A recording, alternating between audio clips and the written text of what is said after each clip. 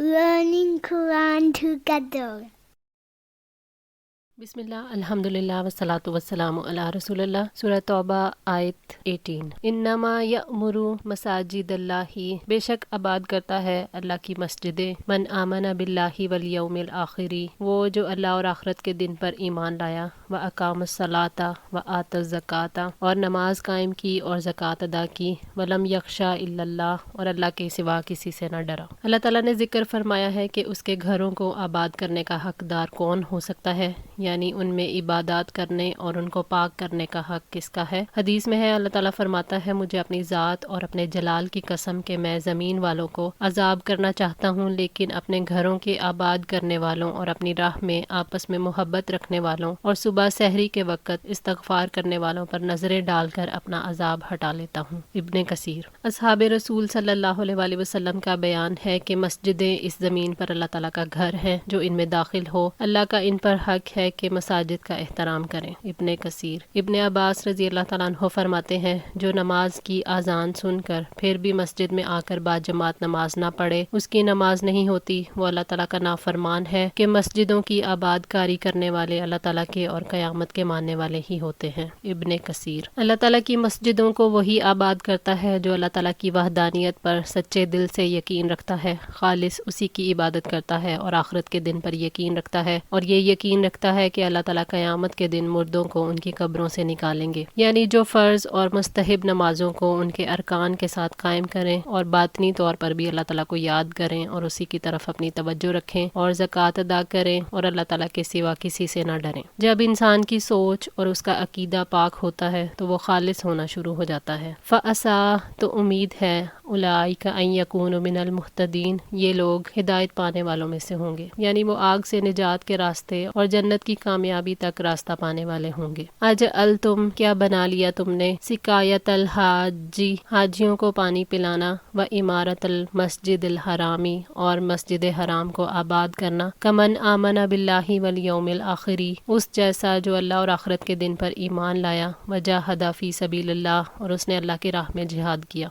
हज़रत नौमान बिन बशीर रज़ी अल्लाह तआला अन्हु से रिवायत है कि मैं रसूलुल्लाह सल्लल्लाहु अलैहि वसल्लम के मिंबर के पास था कि एक शख्स ने कहा, मुझे इस बात की कोई परवाह नहीं कि मैं इस्लाम लाने के बाद सिवाय हाजियों को पानी पिलाने के कोई अमल ना करूं, और दूसरे ने कहा कि मुझे कोई परवाह नहीं कि मैं इस्लाम लाने के बाद मस्जिद हराम को आबाद करने के अलावा कोई अमल ना करूं। तीसरे ने कहा कि अल्लाह ताला के रास्ते में जिहाद इससे अफजल है जो तुमने कहा। तो हज़रत उमर रज़ी अल्लाह तआला अन्हु ने इन सब को डांटा और कहा कि अपनी आवाज़ को नबी सल्लल्लाहु अलैहि वसल्लम के मिंबर के पास बुलंद न करो। ये जुम्मा का दिन था, लेकिन जुम्मे के दिन की नमाज अदा करने के बाद आप सल्लल्लाहु अलैहि वसल्लम की खिदमत में हाजिर होकर मैंने आपसे इसका फतवा तलब किया जिसमें उन्होंने इख्तलाफ किया था। तो अल्लाह ताला ने ये आयत नाजिल फरमाई, क्या तुम हाजियों को पानी पिलाने और मस्जिद अल हराम के आबाद करने को उस शख्स के अमल के बराबर करार देते हो जो अल्लाह ताला और आखिरत के दिन पर ईमान लाया हो और उसने अल्लाह ताला की राह में जिहाद किया हो। सही मुस्लिम 4871। मुशरिक कहते थे कि बैतुल्लाह की खिदमत और हाजियों को पानी पिलाना ईमान और जहाद से बेहतर है। मुशरिकीन मक्का को हरम की खिदमत पर बड़ा फ़ख्र था। उनसे मुखातिब होकर अल्लाह ताला ने फरमाया कि तुम्हारे सामने आयात पढ़ी जाए तो मुंह फेर जाते हो, तुम्हारे मुकाबले में ईमान और जहाद की कदर कीमत और भी ज्यादा है। ला यस्तवूना,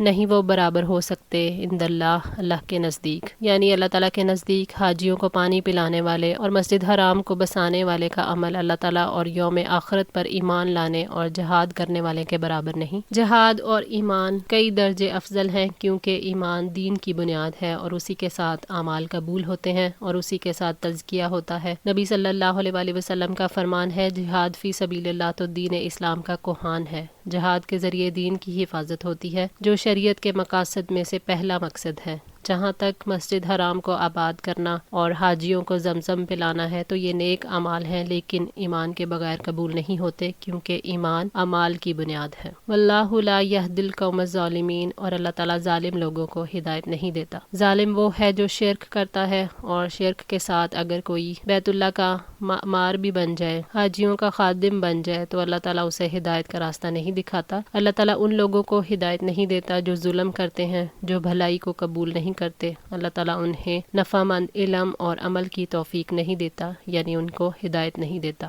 الذین آمنوا وہاجروا، جو لوگ ایمان لائے اور انہوں نے ہجرت کی، وجاہدوا فی سبیل اللہ باموالہم وانفسہم، اور اللہ تعالیٰ کی راہ میں اپنے مالوں اور جانوں کے ساتھ جہاد کیا، اعظم، زیادہ بڑے ہیں، درجاتن، درجے میں، عند اللہ، اللہ کے نزدیک۔ اللہ تعالیٰ نے حاجیوں کو پانی پلانے اور مسجد حرام کی تعمیر پر فخر کرنے والوں اور اللہ تعالیٰ اور یوم آخرت پر ایمان اور جہاد کرنے والوں کے درمیان فیصلہ کر دیا ہے۔ جن لوگوں نے اللہ تعالیٰ کی توحید کی تصدیق کی اور جنہوں نے اپنے گھر بار چھوڑے، اپنے وطن سے اور رشتہ داروں سے دور ہوئے، اور جنہوں نے اللہ تعالیٰ کے دین کے راستے میں مشرکوں سے اپنی جانوں اور مالوں کے ساتھ جہاد کیا، ان کا بڑا درجہ ہے، یعنی ان کی فضیلت مراد ہے۔ اولئک ھم الفائزون، اور وہی لوگ کامیاب ہیں، وہی لوگ آگ سے نجات پانے والے اور جنت میں داخل ہونے والے ہوں گے۔ اللہ تعالیٰ نے فرمایا سورہ صف آیت 10 سے 12 تک، یا ایھا الذین آمنوا ھل ادلکم علی تجارۃ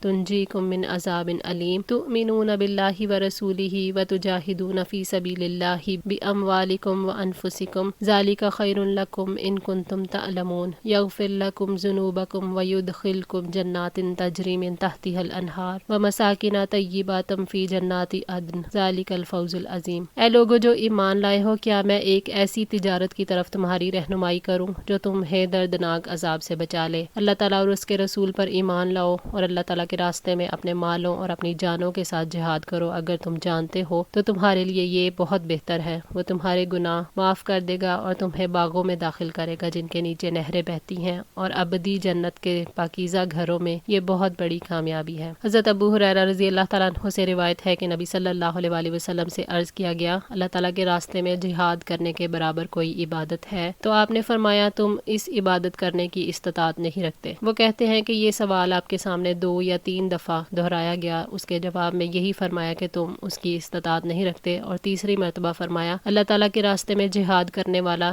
جہاد سے واپسی تک اس شخص کی طرح ہے جو روزے دار، قیام کرنے والا اور اللہ تعالیٰ کی آیات پر عمل کرنے والا ہو اور نماز اور روزے سے تھکنے والا نہ ہو۔ صحیح مسلم 4869۔ اسی طرح حضرت ابو سعید خدری رضی اللہ تعالیٰ عنہ نے عرض کیا، یا رسول اللہ صلی اللہ علیہ وآلہ وسلم، کون شخص سب سے افضل ہے؟ تو آپ نے فرمایا، جو اللہ تعالیٰ کے راستے میں جان اور مال سے جہاد کرے۔ صحابہ نے پوچھا کہ اس کے بعد کون؟ فرمایا، وہ مومن جو پہاڑ کی کسی گھاٹی میں رہنا اختیار کرے، اللہ تعالیٰ کا خوف رکھتا ہو اور لوگوں کو چھوڑ کر اپنی برائی سے ان کو محفوظ رکھتا ہو۔ صحیح بخاری 2786۔ یبشرہم ربہم، ان کا رب انہیں خوشخبری دیتا ہے، برحمت منہ، اپنی جانب سے رحمت کی۔ اللہ تعالیٰ نے دنیا میں انہیں خوشخبری دی ہے کہ ان پر اللہ تعالیٰ کی طرف سے رحمت ہوگی، یعنی اس کا لطف و کرم، احسان اور محبت، جس کی وجہ سے وہ ان کو برائیوں سے دور کر دے گا، انہیں نیکی کے راستے پر چلائے گا اور انہیں نفع مند علم اور عمل کی توفیق دے گا۔ ورضوان، اور رضامندی، وجنات، اور جنتوں کی، لہم فیہا نعیم مقیم، جن میں ان کے لیے ہمیشہ رہنے والی نعمتیں ہیں۔ اللہ تعالیٰ نے رضوان یعنی اپنی رضا کی خوشخبری دی ہے۔ جنت میں اللہ تعالیٰ رضامندی کا اعلان کرے گا، پھر کبھی ناراض نہیں ہوگا۔ رضوان جنت کی سب سے بڑی نعمت ہے، یہ اللہ تعالیٰ کا وعدہ ہے۔ حدیث میں ہے کہ جب جنت والے جنت میں چلے جائیں گے تو اللہ تعالیٰ ان سے پوچھیں گے، کیا تم راضی ہو؟ تو وہ کہیں گے، ہم کیسے راضی نہ ہوں اے ہمارے رب۔ پھر وہ فرمائے گا، میں تمہیں وہ جزا عطا کروں جو ان سب سے افضل ہے، میری رضا، میں تم سے راضی ہوں، اب تم سے کبھی ناراض نہیں ہوں گا۔ اور جنتوں کی خوشخبری ہے، ان میں وہ نعمتیں جو زائل نہیں ہوں گی، وہ ہمیشہ اس میں رہیں گے اور کبھی اس سے نہیں نکلیں گے۔ خالدین فیہا ابدا، اور وہ ان میں ہمیشہ ہمیشہ رہنے والے ہیں۔ ان اللہ عندہ اجر عظیم، یقیناً اللہ تعالیٰ ہی کے پاس بہت بڑا اجر ہے۔ اللہ تعالیٰ نے خبر دی ہے کہ خیر کا ثواب دائمی ہوگا، جو ان کے گھر والوں پر بھی ہمیشہ رہے گا، کبھی منقطع نہیں ہوگا۔ وہ وہاں سے نہ نکلنا چاہیں گے اور نہ کہیں اور جانا چاہیں گے۔ حضرت ابو ہریرہ رضی اللہ تعالیٰ عنہ سے روایت ہے کہ نبی صلی اللہ علیہ وآلہ وسلم نے فرمایا، جو آدمی جنت میں داخل ہو جائے گا وہ نعمتوں میں ہو جائے گا، اسے کبھی کوئی تکلیف نہیں ہوگی، نہ ہی اس کے کپڑے پرانے ہوں گے، نہ ہی اس کی جوانی ختم ہوگی۔ صحیح مسلم 7156۔ اسی طرح حضرت ابو سعید خدری اور حضرت ابو ہریرہ رضی اللہ تعالیٰ عنہ سے روایت ہے کہ نبی صلی اللہ علیہ وآلہ وسلم نے فرمایا، ایک آواز دینے والا آواز دے گا کہ اے جنت والو، تمہارے لیے یہ بات مقرر ہو چکی ہے کہ تم صحت مند رہو گے اور کبھی بیمار نہیں ہوگے، اور تم زندہ رہو گے، تمہیں کبھی موت نہیں آئے گی، اور تم جوان رہو گے، کبھی بوڑھے نہیں ہوگے، اور تم آرام میں رہو گے، تمہیں کبھی کوئی تکلیف نہیں آئے گی۔ تو اللہ تعالیٰ کا یہی فرمان ہے کہ آواز آئے گی کہ یہ جنت ہے، تم اپنے اعمال کے بدلے میں اس جنت کے وارث ہو۔ صحیح مسلم 7157۔ یا ایھا الذین آمنو، اے لوگو جو ایمان لائے ہو، لا تتخذوا، نہ تم بناؤ، آباءکم و اخوانکم، اپنے باپوں اور اپنے بھائیوں کو، اولیاء، اپنا دوست، ان استحبوا الکفر، اگر وہ ترجیح دیں کفر کو، علی الایمانی، ایمان پر۔ اللہ تعالیٰ نے حکم دیا ہے کہ جب قریبی رشتہ داروں کو کفر عزیز ہو اور ان کی نظروں میں ایمان کی کوئی قدر و قیمت نہ ہو اور وہ دلی رغبت اور خوشی سے ایمان پر کفر کو ترجیح دے تو تم انہیں اپنا دوست نہ بناؤ۔ اولیاء سے مراد دلی دوستی ہے، یعنی اپنے راز ان پر نہ کھولو۔ وَمَن يَتَوَلَّهُم مِّنكُمْ، اور تم میں سے جو ان سے دوستی رکھے گا، فَأُولَٰئِكَ هُمُ الظَّالِمُونَ، تو وہی لوگ ظالم ہیں۔ ابن عباس رضی اللہ تعالیٰ عنہ نے کہا وہ انہی جیسا مشرک ہے، کیونکہ جو شرک پر راضی ہے وہ مشرک ہے۔ ان سے دوستی رکھنے والا اس لیے ظالم ہے کہ انہوں نے بغض کی جگہ محبت اور ان کی رسوائی اور انتقام کی جگہ فتح کو رکھ دیا، اس اعتبار سے کہ کسی چیز کو اس کے مقام پر نہ رکھنا، اس کی جگہ سے ہٹا دینا ظلم ہے۔ مطلب یہ ہے کہ ان سے ایسے تعلقات نہ رکھو جو تمہارے دینی فرائض کی ادائیگی میں رکاوٹ بن جائیں۔ آج کے لیے اتنا ہی۔ دعا ہے اللہ تعالیٰ ہماری اس کوشش کو قبول فرمائے، ہماری غلطیوں کوتاہیوں کو معاف فرما کر ہماری اصلاح فرمائے۔ جزاکم اللہ خیر، والسلام علیکم ورحمۃ اللہ وبرکاتہ۔